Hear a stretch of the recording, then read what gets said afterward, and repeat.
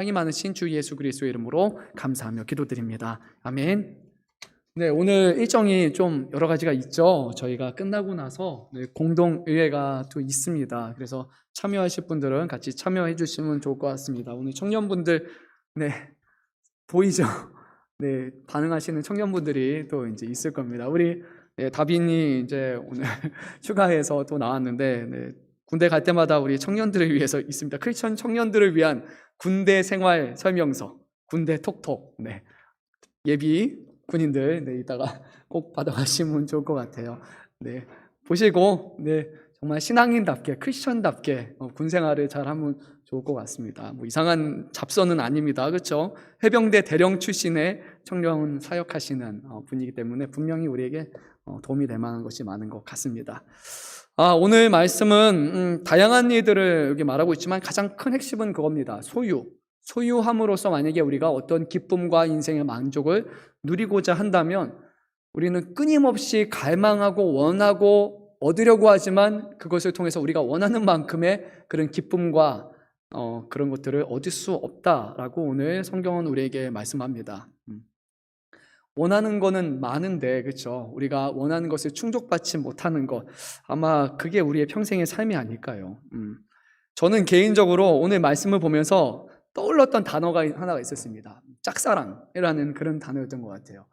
한편에서 끊임없이 사랑을 하는데, 늘 구애를 하는데 돌아보지 않는 겁니다. 이렇게 돌아봐야, 서로가 이렇게 만나야 사랑으로 채워지는데, 오늘 말씀에서 주는 이미지는 한쪽이 한쪽을 구애만 한 채, 그리고 사랑을 계속해서 갈구하지만 사랑을 받지 못하는 그 모습이 오늘 말씀인 것 같아요. 바로 돈과 우리와의 관계가 아마 이런 짝사랑의 관계가 되지 않을까 생각을 해봅니다.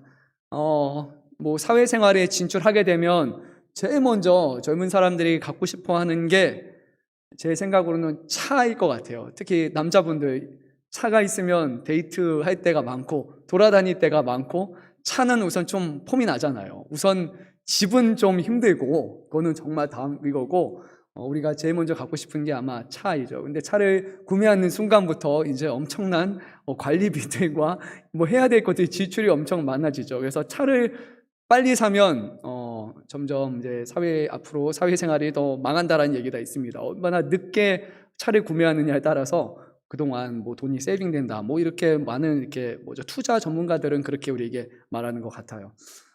지금 우리가 살아가는 시대가 아마 그런 시대인 것 같습니다. 인터넷, 유튜브를 통해서 끊임없이 더 좋은 것, 계속 그거에 대해서 우리가 눈으로 되게 보는 눈만 되게 높아지는 시대잖아요. 그냥 음식으로 채워지지 않습니다. 우리가 원하는 건 뭐잖아요? 맛집, 맛있는 음식, 어딘가에 숨겨져 있는 아주 특별한 것, 그것을 먹으면 우리가 만족을 얻는 것, 그리고 더 좋은 것, 더 비싼 것, 명품, 늘 좋은 집, 계속해서 그런 것들을 우리에게 지금 부추기고 있는 그런 사회를 우리가 살아가고 있는 것 같아요. 그런데 문제는 그것입니다. 정말 더 많은 것을 소유하는 것, 더 좋은 집을 갖는 것, 여기서 더 좋은 집, 더 큰 집, 더 많이 갖는 것, 그것이 과연 하나님이 우리에게 허락하신 삶이고 그것이 하나님이 우리에게 이 땅 가운데 만드신 원칙과 원리가 맞느냐라는 부분을 한번 우리가 말씀을 통해서 조금 고민해 보면 좋을 것 같습니다. 부동산이라는 단어, 그거가 이제 영어로 혹시 단어가 뭔지 아시는 분 있으세요? 자신 있게. 영어 두 가지 단어가 합쳐진 거를 부동산이라고 말합니다. 외국에 가면 공인중개사 앞에 뭐뭐라고 써 있습니다. 혹시 아는 분? 힌트는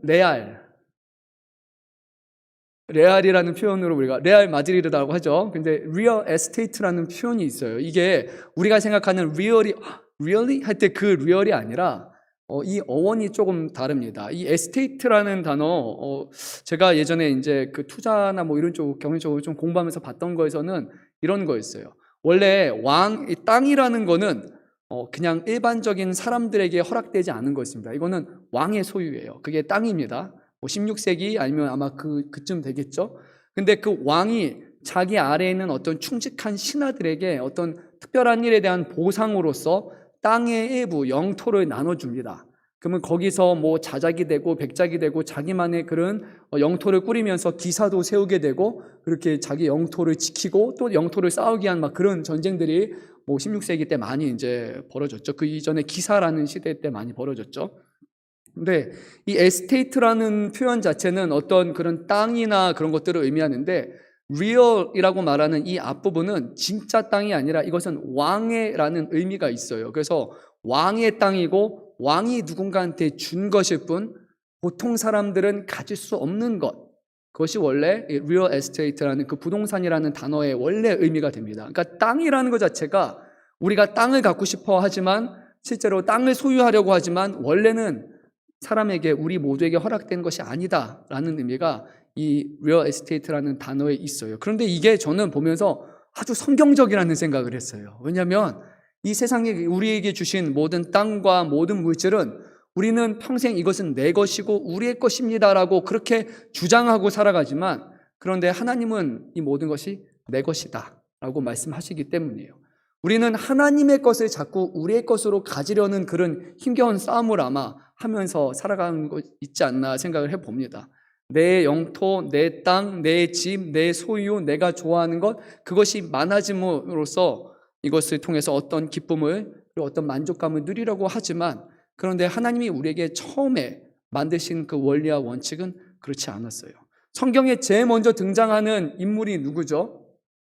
아담과 하와. 하나님이 뭐라고 말씀하셨냐면 이 동산에 있는 모든 나무와 모든 실과는 너희가 먹어도 된다 라고 말씀하셨어요. 근데 이거 이렇게 말씀하지 않았어요. 이 땅에 있는 모든 것, 이 모든 것은 다 너희의 소유물이다 라고 주님은 말씀하시지 않았어요. 이것은 내 것이고 너희가 이것을 얻을 수 있고 이것을 누릴 수 있고 사용할 수 있는 권리와 그리고 이것을 관리할 수 있는 것을 너에게 허락하겠지만 이것은 너희의 땅이 아니라 너희 것이 아니라 하나님의 것이라는 것을 인정을 하신단 말이에요. 우리는 그 하나님이 주시는 처음에 에덴 동산이라는 그 자리, 그 영토에서 하나님의 것을 우리가 누리며 그것으로 만족을 얻는 삶을 영위하는 것, 그것이 하나님의 원칙이었지 우리에게 하나님의 에덴 동산을 우리에게 잘라서 여기는 너의 것, 여기는 아담 것, 여기는 하와 것, 그리고 너희 가인, 아벨 것이라고 그 영토를 선언해 주신 것이 아니었습니다. 성경의 정확한 원칙은 그거예요. 하나님의 것이다. 이 모든 것은 하나님의 것이다. 그리고 하나님께 그것을 통해 영광을 돌리는 것이다 라고 그렇게 말합니다. 오늘 말씀의 9절, 8절 부분에 이렇게 시작이 되죠. 왕조차도 모든 사람이 다 땅의 소산으로 결국에 먹고 살아야 된다. 그러니까 아무리 부자라 할지라도 아무리 권세가 있는 사람이라 할지라도 땅에서 나는 소산을 먹지 않고 살 수 있는 사람은 아무도 없다라는 거예요. 결국 다른 말로 하면 모든 사람은 평등한 다 인간에 불과하다는 거예요. 가난한 사람, 적은 소유물을 가진 사람, 그리고 뭐 노예라 할지라도 결국 땅에서 난 것을 먹어야 되고 아주 고귀하고 그 당시에 높은 사람이라고 하는 왕들도 결국 땅에 있는 것을 먹어야 되는 것이에요. 그것이 우리 인간이라는 겁니다. 그 땅으로부터 우리가 얻는 모든 것은 결국 하나님이 우리에게 허락하신 것, 우리는 그것을 얻으며 살아가야 된다는 것이죠.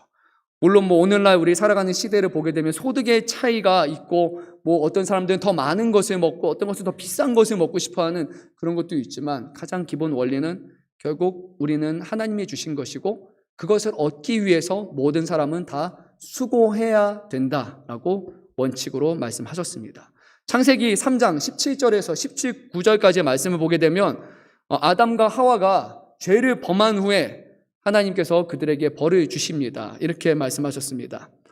아담에게 이르시되 내가 내 아내의 말을 듣고 내가 내게 먹지 말라 한 나무의 열매를 먹었은즉 땅은 너로 말미암아 저주를 받고 너는 내 평생에 수고하여야 그 소산을 먹으리라. 모든 사람은 죄로 인해서 이제 우리가 수고하고 땀을 흘리고 노력을 해야지만 땅의 과실과 소산물을 얻을 수 있게 된 것, 그렇게 오늘 말씀하십니다. 그런데 우리가 수고한 만큼 많은 것을 얻는 것이 아니라 3장 18절을 보게 되면 땅이 내게 가시덤불과 엉겅퀴를 낼 것이라. 내가 먹은 것은 밭의 채소인즉, 분명히 오늘 채소를 먹어야 되지만 실제로 땅이 우리에게 주는 것은 엉겅퀴와 가시덤불과 우리가 노력하고 열심을 낸 수고에 합당한 동일한 것이 나오는 것이 아니라 계속 다른 것들이 끊임없이 우리에게 온다는 거예요. 정말 많이 수고하고 정말 열심히 노력하지 않으면 우리가 먹고 사는 것을 그렇게 얻을 수 없다라는 거죠. 그런데 문제가 하나 발생합니다.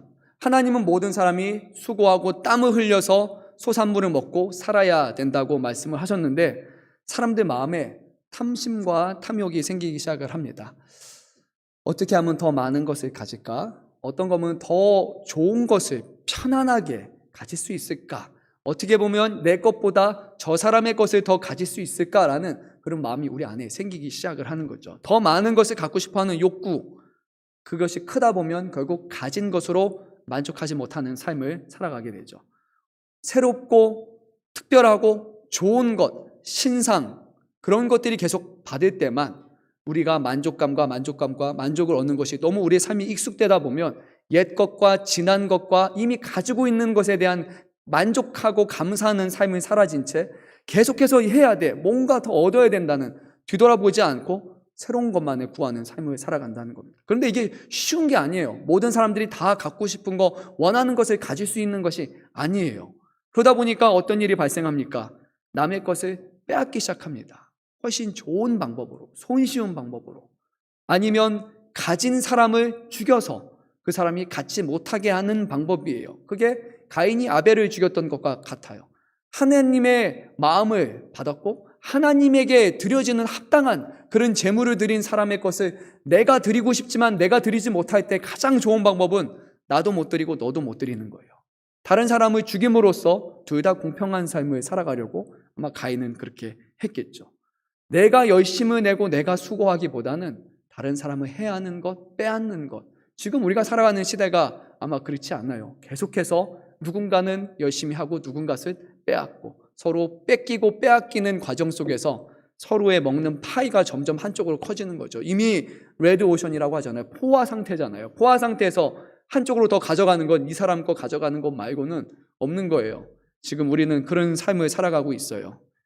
탐욕과 탐심으로 인해서 그런 것들이 있다는 거예요. 그런데 한 가지 생각해 보면 이것입니다. 오늘 말씀에서 10절 말씀을 보면 이렇게 말합니다. 은을 사랑하는 자는 은으로 만족하지 못하고 풍요를 사랑하는 자는 소득으로 만족하지 못하다라고 그렇게 말하고 있어요. 우리가 더 많은 것을 사랑하고 싶어하고 더 많은 소유를 갖고 싶어하고 은으로 만족받고 싶어하고 풍요로움을 얻어서 우리가 마음의 안정을 얻고 만족을 얻고자 하지만 그것으로 평생 만족할 수 없다는 거예요. 이거는 정말 원칙이에요. 원리예요. 가진 것으로 지금 만족하십니까? 만족하시는 분 분명 있을 건데 생각보다 없으시네요. 지금 내가 집에 살고 있는데 만약에 뭐 3억짜리 집을 살다가 저 사람 옆에 친구를 보니까 다 뭐 저쪽 사람들은 10억짜리 집에 살고 있어요. 그러면 마음이 가진 것으로 감사하는 게 클까요? 아니면 저 사람의 것을 갖고 싶을까요? 나도 저거 되고 싶을까요? 이거죠. 그래서 이제 10억짜리 집에 들어갔어요. 그러면 10억짜리 집이 있는데 옆에 있는 10억짜리에 올라가는 그 삶을 살아가다 보니까 이제 교류하는 사람들이 다 10억짜리 집을 살고 있어요. 근데 거기서 다른 사람들 보니까 20억짜리의 집이 있는 거예요. 15억짜리 있고 20억짜리가 있는 거예요. 그러면 저것이 갖고 싶어요. 거기서 열심히 해서 또 15억과 20억에 얻었어요. 와, 평생을 수고해서 이젠 좀 만족하겠지. 보니까 다 기본으로 15억, 20억짜리 집이에요, 이제. 보니까 어떤 사람은 30억짜리 집이 한두 명씩 보이기 시작하는 거예요. 계속 크게 들어오는 거예요. 평생 죽을 때까지 우리는 더 갖고 싶어하고 더 탐하고 싶어하고 더 무엇인가를 채우지 않으면 채워질 수 없는 그런 삶을 살아가는 거예요. 이런 사람들은 은을 사랑하는 사람들, 풍요를 사랑하는 사람들인 거예요. 계속 그것으로 만족을 얻으려고 하는 사람들은 그것을 사랑하는 사람이라는 겁니다. 그것에 구애받지 않는 사람이 가장 자유로운 사람인데 얻어야지만 만족하는 사람들은 그것을 사랑하는 사람이에요. 그런데 평생 만족함을 얻을 수 없다고 성경은 말해요. 그렇다고 해서 제가 무소유를 말하는 거 아니에요. 여러분들 뭐 그냥 다 월세 사십시오, 다 어디 그냥 어디 천막에 편하게 사십시오, 그런 말씀이 아닙니다. 정말 우리가 필요한 것 이상을 꿈꾸며 때로는 가진 것에 감사하며 만족하지 못하며 늘 새로운 것과 더 좋은 것만을 갈구하며 살아가다 보면 우리가 평생을 만족하지 못하고 감사 없는 삶을 살아갈 수밖에 없어요. 생각보다 그 사람은 가진 게 많은데도 불구하고 여전히 감사하지 못하고 만족하지 못하는 거예요. 제가 말씀드렸지만 또 새로운 신입생들도 있고 어른분 못 들은 분도 있었지만 말씀을 드릴게요. 제가 군복무를 갔는데 군생활할 때 카투사에 갔는데 저희 부대에 있는 사람들의 스펙이라고 말하는 학교를 보면 거의 이렇게 끝납니다. 스카이, 유학생, 그리고 나머지는 변종이에요. 난 유학생과 스카이 말고는 없어요. 학벌 자체가. 그냥 부대 자체가 그랬어요. 토익 점수가 보통 평균대가 평균이 900대예요. 저희는. 그리고 이제 950점, 960점 거의 그 정도의 이제 졸업할 때쯤 군생활 마칠 때쯤에는 만점도 시험 봐서 토익 만점 받고 나오기도 하고 거의 950, 60점 뭐 그 정도는 다 맞추고 나오는 그런 사람들하고 제가 같이 있었어요. 서울대 다녔어요. 서울대에 무슨 학과 갔는데 이 사람들의 마음이 기뻐했을까? 기쁨이 없었어요. 제가 좀 놀랐어요. 한국에서 서울대면 정말 최고로 열심히 한 거잖아요. 죽도록 공부한 거잖아요. 평생을 초등학교 이후로부터 계속 죽으라고 공부해야지 서울대 들어간 건데 서울대 들어간 사람들의 말을 들어보면 어떠냐면 유학을 못 갔어. 계속 유학 못 간 거에 대한 안타까움만을 가지고 있는 거예요. 유학을 간 사람들 들어보면 저도 유학생이지만 유학에서도 또 학교가 순위가 나눠져요. 여기 가지 못했다라는 것을 위해서 계속 아쉬워하고 안타까워하면서 살아가는 거예요. 그러니까 이게 뭐 하는 거지? 제가 어느샌가 그렇게 들었어요. 아니 서울대면 서울대 아니면 연고대 와 이거는 진짜 정말 죽으라고 공부해서 온 건데 왜 그거를 감사하지 못하고 만족하지 못하고 살아가냐? 저는 그런 안타까운 마음이 정말 많이 들었어요. 그런데 재밌는 건요. 미국에 제가 중고등학교 다니면서 저희 학교에 전교 1등이 있었어요. 그때는 그 학교는 쉐이스 마운틴 크리스천 스쿨이라고 하는데 제가 10학년까지 거기 다녔죠. 고등학교 1학년이었는데 저희 학교에 전교 1등 여자분이었는데 대학교를 안 갔어요. 그 정도면 이제 가고 싶은 대학교를 다 갈 수 있어요. 만점이니까. 완전히 뭐 그냥 엄청 높죠, 평균이. 그런데 왜 대학교 안 가냐고. 그러니까 자기는 필요가 없대요. 자기가 하고 싶은 것은 대학을 가야지 되는 게 아니래요. 그래서 걔 중에는 보니까 실제로 대학을 안 가는 친구들이 많아요. 공부 잘하는데 뭐 중학교 한 2, 3학년 되기 시작하면은 밖에 가서 알바를 하기 시작해요. 음식점에서 알바를 하다가 고3쯤 되니까 이미 한 4년 정도 일을 한 거예요. 그 친구는 자기는 요 레스토랑에서 앞으로 계속 공부해서 매니저를 하겠다. 그래서 지금은 학교 갈 필요가 없다라고 얘기하는 거예요.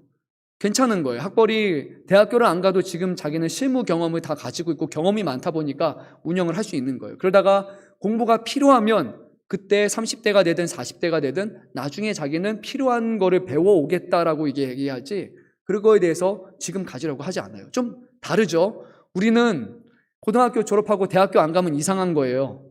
지금 우리가 살아가는 한국의 현실이란 말이에요. 그런데 미국은 그렇지 않아요.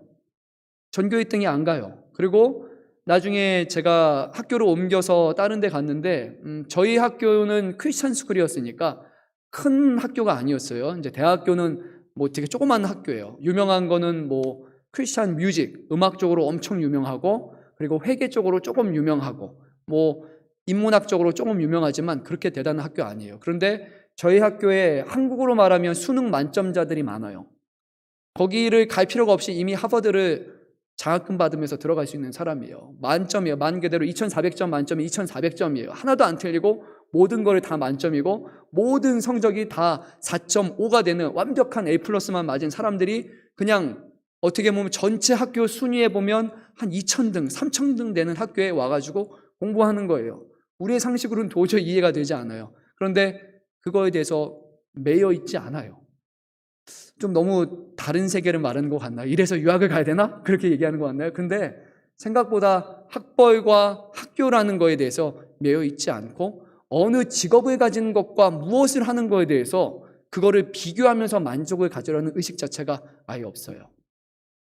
제가 이제 미국에 있으면서 알바를 했는데 레스토랑에서 했던 알바 중에 하나가 처음에는 접시 닦기였어요. 이제 버스보이라고 하는데 접시 닦기를 한 1년 정도 이렇게 하다가 좋았어요. 개인적으로 혼자 조용히 거기서 이제 접시만 닦고 혼자 이게 노래 부르면 흥얼흥얼거리면서 접시만 열심히 닦으면 되는 거예요. 일식집이었는데 그러다가 이제 사장님이 저한테 얘기를 하는 거예요. 그러지 말고 웨이터를 해라. 웨이터가 벌이가 훨씬 좋으니까. 웨이터는 팁을 받고 살아가니까요.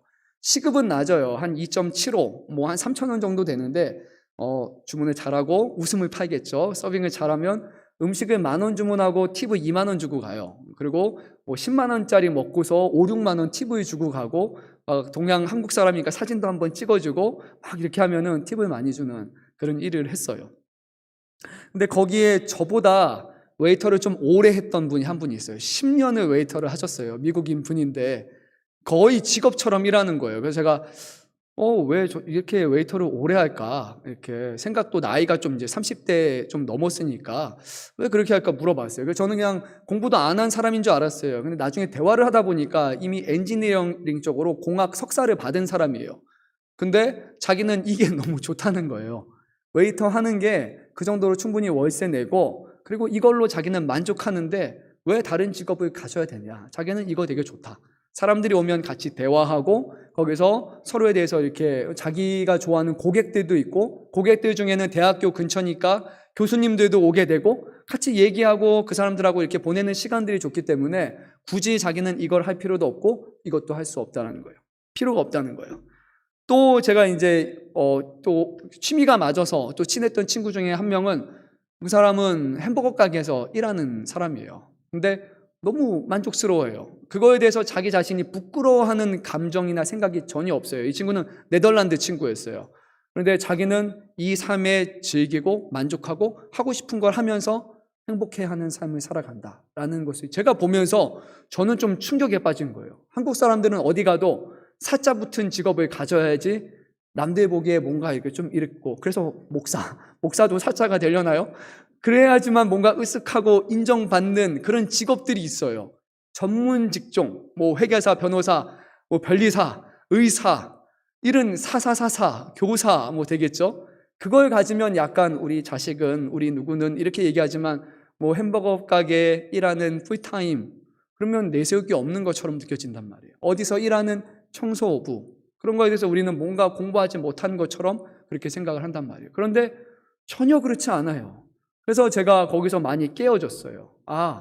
어떤 대단한 직업을 가져야 대단한 것이 아니라 어떤 위치에 있든지 그 사람은 자기의 할 일을 잘하고 만족하는 사람이면 그것이 정말 행복한 삶이다라는 생각이 드는 거예요. 우리는 너무 정형화된 틀에서 많은 것을 소유하고 많은 것을 가지고 몇 살 때는 뭐를 하고 뭐를 하는 거고, 어쩌면 부모님들이 이 말 들으면 싫어할 수도 있을 거예요. 우리 자녀들이 더 열심히 해서 좋은 대학 가서 더 해야지 왜 이렇게 하냐. 그런데 그것으로 우리의 부모들도 만족을 얻지 못해요.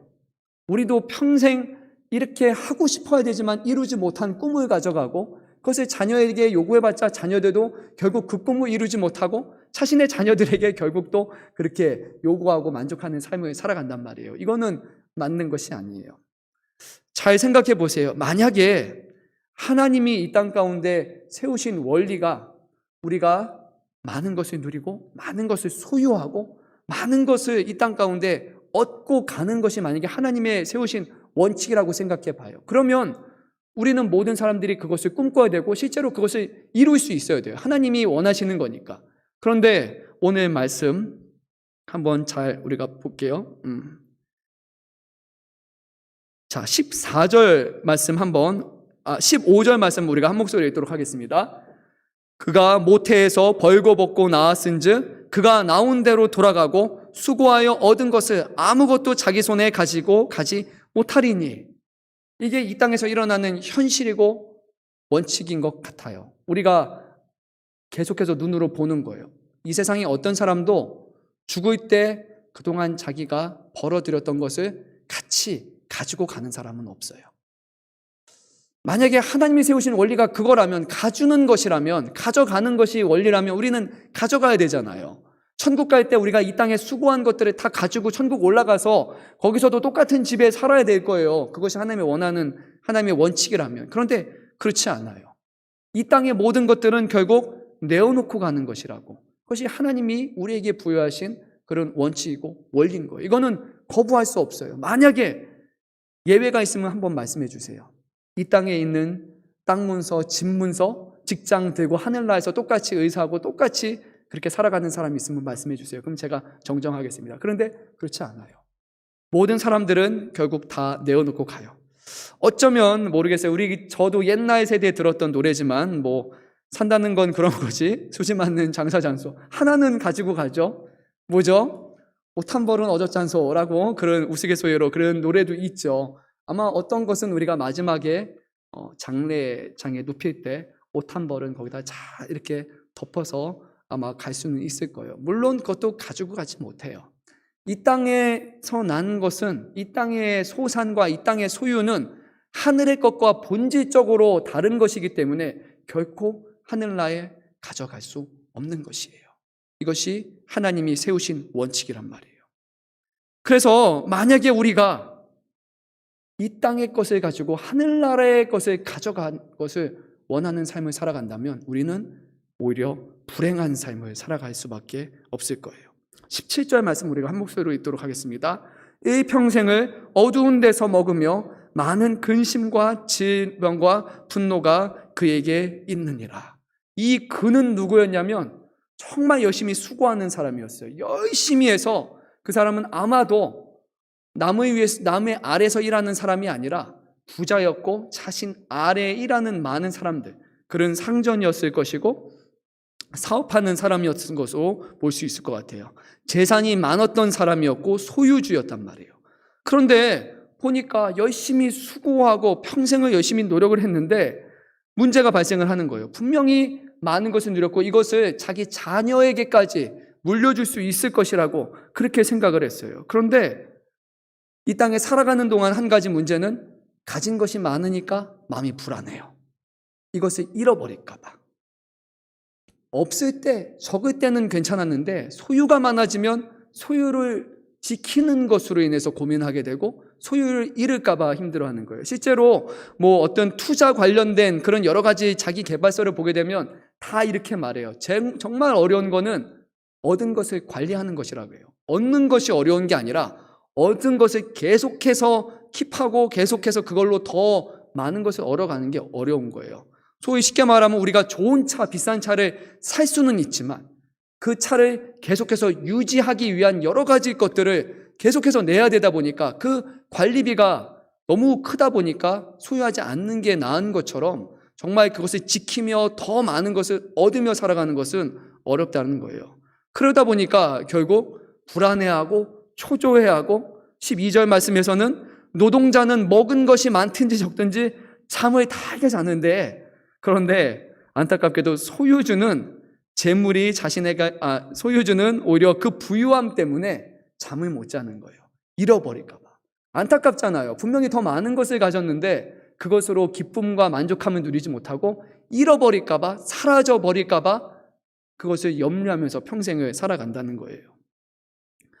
하나님께서 우리에게 주시는 삶이란 이거는 명확한 원칙이라고 말할 수 있을 거예요. 이 땅의 것으로 우리의 삶을 만족시킬 수 없다라는 거예요. 이 땅의 것을 결코 우리가 소유하고 하늘나라에 갈 수 없다는 거예요. 우리가 어릴 때 불렀던 그 찬양에서도 잘 드러나요. 돈으로도 못 가요. 하나님 나라예요. 확실한 거예요. 돈으로 살 수 있는 것이 아니에요. 명예로도 못 가요. 어떤 것으로도 우리가 천국을 갈 수 있는 것은 아니에요. 하늘의 것으로 우리가 가는 거고 하나님이 주시는 믿음과 그 구원을 가지고 우리는 천국에 가는 거예요. 그래서 우리는 이 땅의 것을, 썩어질 것을 구하고 그것을 끝까지 바라보다가 갖지 못해서 안타까워하는 그런 인생이 아니라 이 땅의 것은 주신 대로 그 가운데 감사하며 살아가며 하늘에서 우리에게 주실 것들을 기대하며 하늘에 썩어지지 않는 양식과 그것을 위해서 바라보며 살아가는 삶이 가장 지혜롭고 가장 은혜로운 삶인 것이에요. 고린도전서 3장 말씀을 보게 되면 거기에 사도 바울이 이렇게 말씀을 합니다. 제가 한번 3장 10절 말씀 이하 말씀을 읽도록 하겠습니다.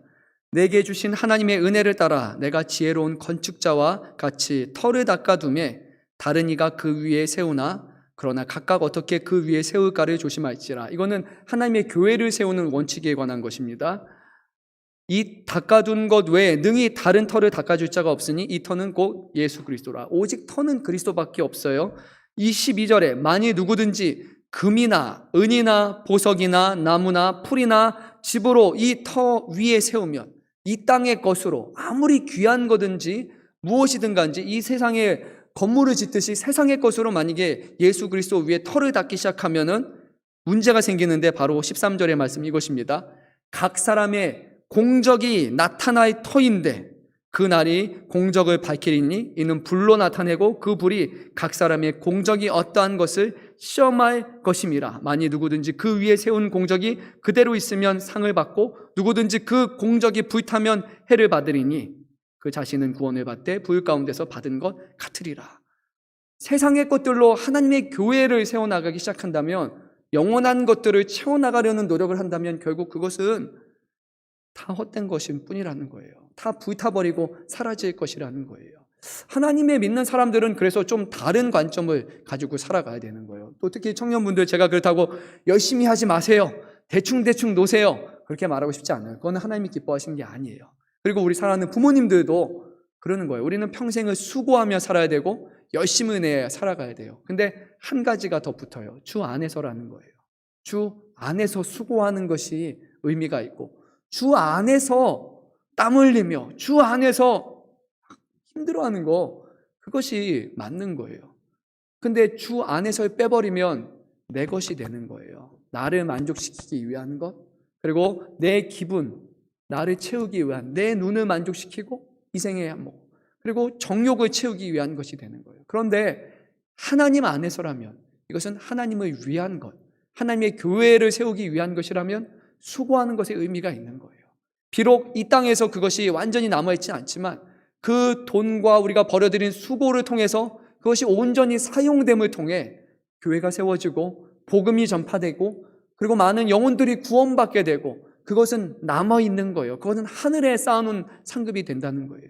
그래서 하나님을 믿는 사람은 이 땅에 주어진 삶 가운데 최선을 다하지만 갖지 못한 것으로 안타까워하고, 그리고 계속해서 돈을 사랑하고 풍요를 사랑함으로써 그것을 바라보는 사람이 아니라 그 모든 것을 어떻게 하면 하나님의 나라와 영광을 위해서 사용할까라고 하는 거예요. 그래서 우리가 기도할 때도 정말 교사가 되고 싶다면, 어떤 사람은 정말 저는 하나님이 기뻐하시는 교사가 되기 원합니다.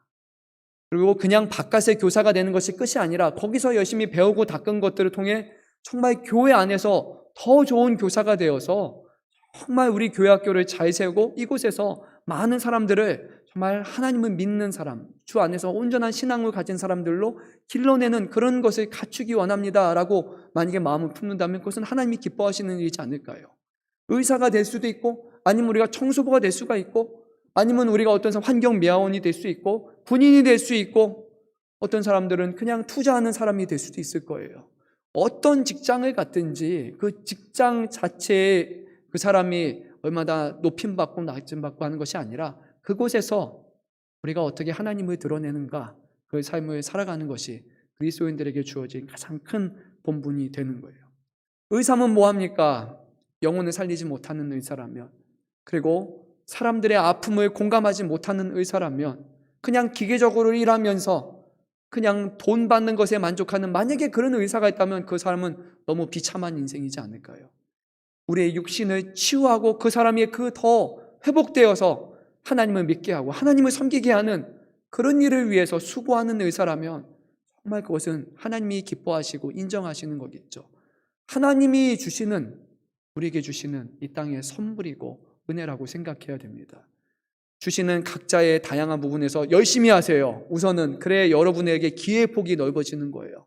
최선을 다해야 돼요. 주어진 삶 하루하루 우리가 생각하는 것만큼 오래 살지 못할 수도 있습니다. 80, 90, 100년 살 수도 있고, 아니면 정말 이른 시기에 죽을 수도 있습니다. 온 것은 알지만 가는 것은 우리는 알지 못해요. 그런데 하루하루를 수고하지 못한다면 얼마나 안타까운 인생이 되겠습니까? 평생을 살 것처럼 살아가는 사람이 아니라 하루를 주 안에서 오늘이 마지막인 것처럼 살아가는 인생이 우리 그리스도인들의 삶이잖아요. 오늘 주님이 불러도 후회하지 않는 삶, 오늘 하나님 앞에 최선을 다해서 예배하고 하나님을 기쁘시게 하는 그 오늘 하루하루를 살아가는 사람은 정말 구원을 믿으며 하나님 안에서 주신 하늘나라를 날마다 준비하는 그런 처녀와 같은 삶일 거예요.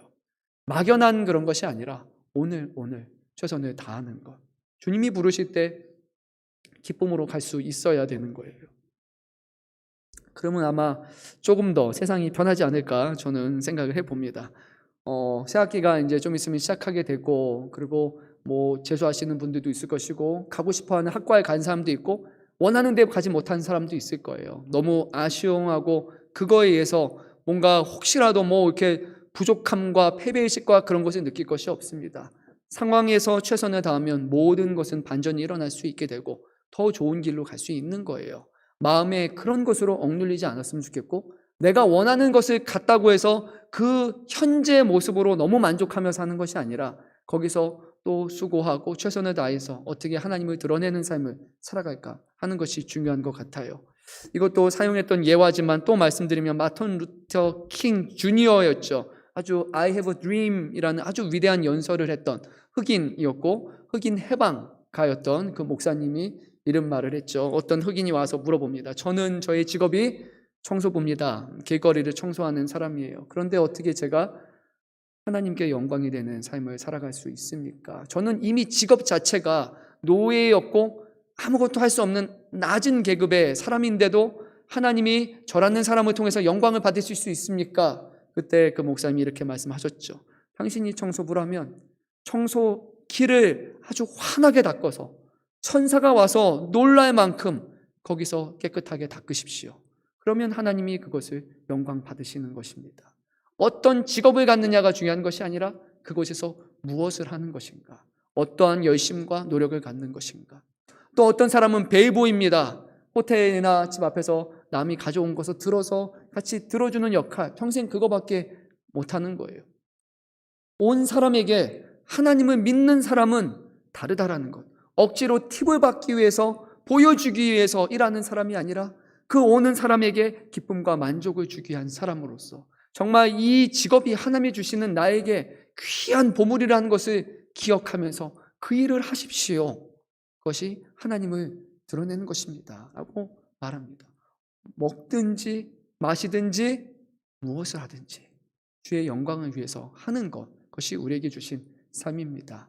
직업을 갖든 가정주부가 되든 무엇이 되든 간에 그 자리에서 하나님을 드러내는 것, 그 삶을 우리가 살아간다면 그것은 하나님 앞에 인정받는 삶이 될 것이라고 저는 그렇게 믿습니다.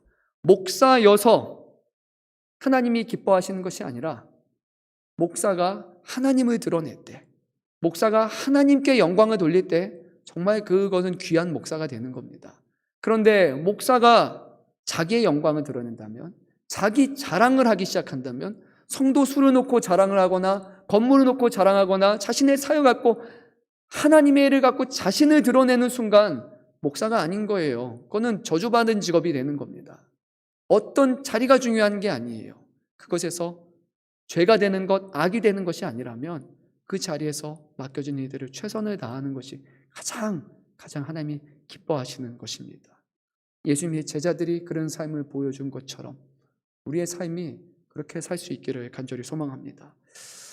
그래도 올해는 그런 게 제 듣기에는 제가 못 들어서 그러지만 그런 거 못 들은 것 같아요. 어느 대학 갔니 어디 이런 얘기를 제가 보기에는 점점 좀 못 듣는 것 같아요. 그래서 저는 좋습니다. 너무 비교하고 이렇게 하고 우리의 자녀는 어디에 취업하고 뭐 했는데 그것보다 만약에 그렇지 못한 사람들, 힘들어하는 분들이 있다면 그런 분들을 위해서 더 기도하고 더 힘이 되는 그런 말들을 하는 것이 교회에게 주시는 사명이라고 생각을 합니다. 오늘도 우리 슈바분들하고 얘기를 했지만 한국교회, 그리고 한국교회뿐만이 아니라 온 세계 이제 많은 교회들의 문제점 중 하나가 바로 중산층화라는 거 사람들이 인정을 합니다. 교회가 처음에는 가난한 사람들로 시작했지만 어느 순간 개척교회부터 교회가 이렇게 올라가는 거예요. 그러면 삶의 수준이 점점 높아지다 보니까 교회의 수준이 평준화가 됩니다. 교회 성도들이 오래 신앙을 하면 이 정도가 평준화가 된 거예요. 왜 이렇게 평준화가 되냐면 나머지는 떨어져 나간 거예요.